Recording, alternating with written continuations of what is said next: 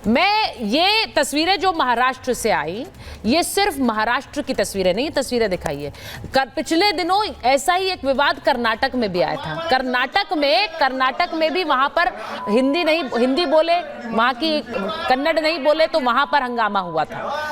ये एक महाराष्ट्र की बात नहीं है, ये अलग अलग राज्यों की बात है। हमारे देश में हमें इस बात का गर्व है कि हम अलग अलग भाषाएं यहां पर बोली जाती हैं, लेकिन एक भाषा अगर नहीं आएगी तो उस पर क्या इस तरह की गुंडागर्दी अगर एक राज्य में सही है तो फिर तो ये पूरा खाता खुलता जाएगा, और अगर ये खाता खुलता जाएगा तो सब राज्यों के लोगों के लिए तकलीफ होगी और दिक्कत होगी। इसके बारे में आप सोचिए। राज ठाकरे को वहीं मुंबई में अब महिलाएं खुली चुनौती दे रही हैं, क्योंकि ये सब महिलाओं का कहना है कि हमारे मन में मराठी का सम्मान है, लेकिन ये गुंडागर्दी हम बर्दाश्त नहीं करेंगे। जरा सुन लीजिए, फिर मैं आ रही हूं जयेश जी। तो क्या मांग कर रहे हैं? क्या मांगता है? सबके सल्ली मांगता है। ऐसा मराठी नहीं आएगा तो कैसे बोलेगा? ऐसा आता है डराते हैं, क्यों मराठी बोलना जरूरी होता है क्या? महाराष्ट्र में रहते तो नहीं बोल रहे कि तो हम लोग आता है मराठी नहीं बोल सकता है ना, तो जरूरी बोला था, मार पीट करता है, ऐसे थोड़े होता है क्या? जिस तरह से बाबूलाल जी को मारा था, आपने वीडियो देखा था? हाँ देखा था, हम लोग ने वीडियो देखा था। हम लोग ने देखा था। वो नहीं आता है मराठी तो प्यार से बोल सकते कि मराठी सीखो। मारना नहीं चाहिए था, मारना है वो गलत है। फिर भी हम अपना काम और बिजनेस करने के लिए यहाँ पर आए, क्या मारपीट करने के लिए थोड़ी आए? वो भी क्या महाराष्ट्र के अपना खुद का थोड़ी है ना, उनका है ना हमारा है। मेरी दुकान में सुबह आया, दूध उधार में नहीं दिया तो मारपीट किया। मेरा अकेला आदमी देख के दारू का बोतल सर पे ठोका। क्यों भाई? दूध हमारा मर्जी, हम लोग नहीं देगा, हमारा मान है। क्या मांग करेंगे आप? मेरे को न्याय चाहिए। क्यों मारते हम लोग को? व्यापारी लोग को क्यों मांगते? कुल मिला के हम लोग अपना काम करें, मराठी बोले ना बोले, हिंदी हमारी राष्ट्र भाषा है, हम हिंदी बोलेंगे, मराठी बोले हमारी मर्जी, नहीं बोले वो हमारी मर्जी। इसके लिए कोई मारपीट नहीं कर सकता है।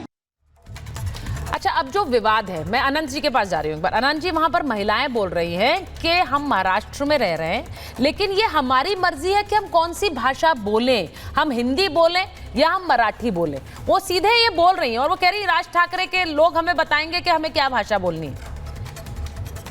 आनंद जी, ये महिलाओं की आवाज है, ये भारत के संविधान ने वो अधिकार दिया है, और भारत के संविधान से ही वो कहती हैं कि जिस प्रकार से उनको जो भी भाषा भारत का संविधान हमें देता है। सर, आपने शायद स्पीकर अपना ऑन करा हुआ है, आपकी आवाज एको कर रही है सर, उसको थोड़ा ठीक कर लीजिए। तब तक आप दूसरे के पास चले जाए तो मैं आनंद जी आपका ऑडियो ठीक करा के वापस आ रही है, थोड़ी आवाज आपकी एको कर रही है। आपने सुना है महिलाएं क्या कह रही हैं? रीता जी, मैंने ये एक बात कहना चाहूंगी। बोलिए। आप मेरी बात सुनिए। ये जो महिलाएं दिखाई गई है ना, आप लोगों ने जो महिलाएं अपनी दुख भरी कहानी सुना रहे हैं, ये महिला अगर असल में आप देखेंगे सारी मराठी बोलने वाली है। इनको उकसा के वहाँ खड़ा किया गया। मैं अभी आपको फिर कह रही हूँ, उकसा के खड़ा किया गया क्या मतलब है?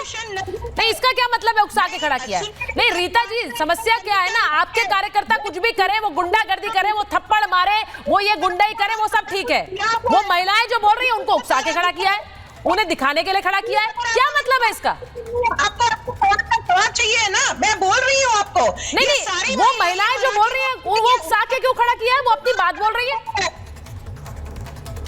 वहां पर दुकानदार ने बदतमीजी की, इसलिए थप्पड़ जड़ दिए। यहाँ महिलाएं बोल रही हैं तो वो उकसा के खड़ी की गई है। आपके पास तो हर चीज का एक्सप्लेनेशन है मैम। जो हुआ वो सही नहीं था, मैं आपको फिर कह रही हूँ, मगर उसकी पार्श्वभूमि देखिए कि क्या हुआ था। और ये जो औरतें रास्ते पे आई है ना, इनको किसने लाया ये भी हम जानते हैं। ये कोई औरतें, सारी अच्छी औरतें, ये कोई रास्ते पे आने वाली नहीं है, मगर जो हुआ उसके पर इनको उकसाया गया और इनको रास्ते पे लाया गया। देखिए, मैं भी महिला हूँ, मुझे महिलाओं कौन उकसा रहा है? कौन उकसा के ला रहा है रास्ते पे? कौन उकसा के ला रहा है इन्हें रास्ते पे? कौन उकसा रहा है? बीजेपी वाले सारे अब देखिए, अभी ये सारा खुलेगा 2 दिन बाद, देखिए बीजेपी वाले कर रहे हैं, आपको पता चलेगा। मैम एक बात बताइए, ये जब चुनाव होते हैं, आप कह रही हैं बीजेपी वाले कर रहे हैं। 8 तारीख को हम भी रास्ते पे आएंगे, आप तब देखिए ये सारे लोग हमारे साथ होंगे। अच्छा, ये सब आपके साथ आ जाएंगे। भाई मराठी नहीं, देखिए महाराष्ट्र में, अनंत जी को लीजिए जरा स्क्रीन पर, और मैं वाणी जी को लीजिए 1 मिनट। अनंत जी, महाराष्ट्र में क्या ये जिस तरह से एमएनएस ये कह रही है रीता जी कि हम लोग आएंगे सड़क पर और देखना फिर सब लोग हमारे साथ आ जाएंगे, महाराष्ट्र में क्या एक मजबूरी हो गई है? वो खुलकर बोल भी नहीं पा रहे। अब नीतीश राणे ने एक अलग एंगल इसे जरूर दे दिया है, लेकिन जो सत्ता में बैठे हुए हैं उनसे भी सवाल है कि भाई इस तरह की गुंडागर्दी का लाइसेंस क्यों दिया जा रहा है? एक तो सुचरिता जी एमएनएस को जो कह रहे हैं ना रोड पे आ जाएंगे तो सब उनके साथ आ जाएंगे, इस मुगालते में रह रहे थे बहुत दिनों से। महाराष्ट्र की जनता ने उनको बता दिया जब राज ठाकरे के पुत्र को हरा दिया।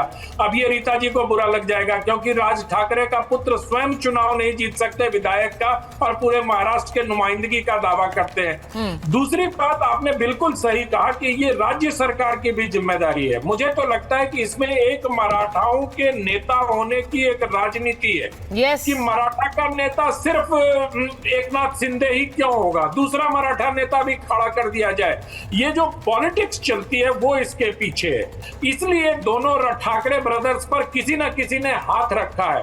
अदरवाइज ऐसा संभव नहीं हो सकता कि राज ठाकरे जैसे व्यक्ति जिनकी जो मतलब राजनीतिक रूप से अप्रासंगिक हो चुके हैं, राजनीतिक रूप से अप्रासंगिक हो चुके हैं, उनके दो गुंडे किसी को पीटते जाके उधर उद्धव ठाकरे और दोनों को मिलाकर ये जो महाराष्ट्र के मराठाओं पर अपनी जो राजनीति करनी है उसमें सिर्फ एकनाथ शिंदे का अधिकार न हो, दूसरे भी एक मराठा नेता खड़े हो जिससे मराठी मानुष को मतलब अपने वोट के लिए उसका इस्तेमाल हो सके। एक और चीज मैं कहना चाहूंगा, एक और चीज मैं सुचरिता जी इसमें कहना चाहूंगा, पर मुझे 10 सेकंड का मौका दीजिए। आपने कर्नाटक का जिक्र किया, कर्नाटक में एक बैंक अधिकारी का तबादला भारतीय जनता पार्टी के बेंगलोर के सांसद ने करवाया और वो युवा मोर्चा के अध्यक्ष हैं, उनकी अखिल भारतीय छवि है, लेकिन वो लगातार ट्वीट करते रहे। ये संविधान के नाम पर शपथ लेकर संसद में आने वाले लोग कैसा व्यवहार करते हैं, मुझे तो ये समझ में नहीं आता कि इन लोगों को जो युवा नेता हैं वो चंद वोटों के लिए देश की अस्मिता के साथ खिलवाड़ क्यों करते हैं। मुझे बस इतना ही कहना। देखिए मैं वाणी जी आपसे ये पूछूंगी क्योंकि अभी आपने कहा संजय निरुपम कौन है, हमें उनकी बात का कोई जवाब नहीं देना, लेकिन वो एक बात कह रहे थे, उन्होंने कहा कि जब उद्धव ठाकरे जाते हैं मुकेश अंबानी से मिलते हैं, अदानी से मिलते हैं, तब तो वो हिंदी में बोलते हैं, मराठी में क्यों नहीं बोलते हैं? वो क्यों नहीं कहते हैं कि आप हमारे राज्य में आ रहे हैं पहले मराठी बोलिए उसके बाद आइए राज्य में? अच्छा, आपको किसने बोला कि अंबानी जी को मराठी नहीं आती? अंबानी जी और उद्धव ठाकरे जी एक ही स्कूल में पढ़े हुए हैं, आपको हो सकता है पता ना हो। मुकेश अंबानी बहुत बढ़िया मराठी बोलते हैं, उनकी पूरा परिवार बहुत बढ़िया मराठी बोलता है। अगर वो सीख सकते हैं तो बाकी लोग क्यों नहीं सीख सकते? अगर आपको धंधा करना है तो आपको किसने बोला कि वो हिंदी में बात करते हैं? आपको अच्छा, आप ये कह रहे हैं कि जब भी मिलते हैं मराठी में ही बात करते हैं? बीच में मत बोलिए आनंद विजय जी, बीच में मत बोलिए, मैं बीच में नहीं बोला हूँ। थोड़ा आप पत्रकार होने का मैं सम्मान कर रहा हूँ अभी कुछ पत्रकारों का, जस्ट वेट कीजिए। आप आप तो ये धमकी वाला लहजा सर टीवी पर भी लेकर आते हैं वाणी जी। नहीं है कि अभी तक मैं सम्मान कर रहा हूँ, अभी तक लहजा देख रहा हूँ। चार लोग लगातार हिंदी के लिए हमें धमका रहे कि हमारी भाषा सीखो। सर कोई आपको नहीं धमका रहा है, प्लीज यही गलती है वाणी जी, यही गलती है। मैंने शुरुआत में कहा मैं महाराष्ट्र में नहीं रहती हूँ सर, मैं महाराष्ट्र में नहीं रहती, ना मुझे मराठी आती है, लेकिन मैं तो गर्व से कह सकती हूँ जय महाराष्ट्र और जय मराठी। मैं कहूंगी, मैं तो कहूंगी, आनंद जी भी कह रहे हैं, तो इसको दूसरा रंग देने की कोशिश मत करिए। कोई भी मराठी का अपमान नहीं कर रहा है, लेकिन ये जिन्हें हिंदी आती है उनको आप पीट नहीं सकते सर, जिसे मराठी नहीं आती। ये कॉन्स्टिट्यूशन मुझे अधिकार देता है ना मेरे राज्य का भाषा चुनने का, देता है कि तो आपको देता है ना, आपको देता है। वो जो दुकानदार जिसे मराठी नहीं आती है उसको भी अधिकार देता है कि वो अपनी भाषा कहीं पे भी बोले। यही संविधान देता है सर, यही संविधान देता है कि वो जहां भी जाए पूरे भारत में वो उस भाषा में बोल सके जो उसे आती है। मैडम आप कॉन्स्टिट्यूशन की पढ़ाई कीजिए, आप कॉन्स्टिट्यूशन डिबेट पढ़िए।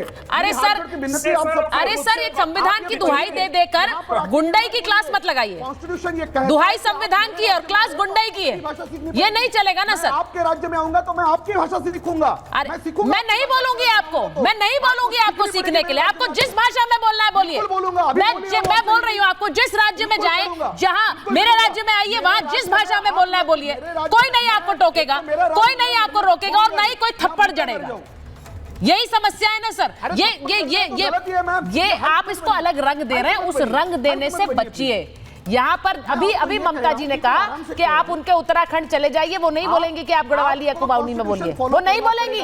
आपको संविधान फॉलो करना पड़ेगा। संविधान ये अधिकार देता है कि मेरे सर, संविधान आप ही को अधिकार नहीं देता, संविधान मुझे भी अधिकार देता है। आपके राज्य में आऊंगा तो मैं आपकी भाषा बोलूंगा। संविधान हमें भी अधिकार देता है और संविधान में ये कहीं नहीं लिखा हुआ है कि हम किस राज्य में जाएंगे उस राज्य की भाषा बोलेंगे। सब बोल रहे हैं। मैं जयेश जी, मुझे हैरानी नहीं है कि आप टेलीविजन पर आकर भी आप अभी भी जो लहजा है आपका वो धमकी भराई है। मैं सिर्फ ये कहना चाह रही हूं कि हर भाषा का सम्मान है, लेकिन वो भाषा ना आने पर किसी भी व्यक्ति का अपमान और उसके साथ अभद्रता नहीं की जा सकती है। ये भारत की खूबसूरती है कि यहाँ पर इतनी भाषाएं हैं और हर भाषा बोलने वाले का देश के हर हिस्से में सम्मान है।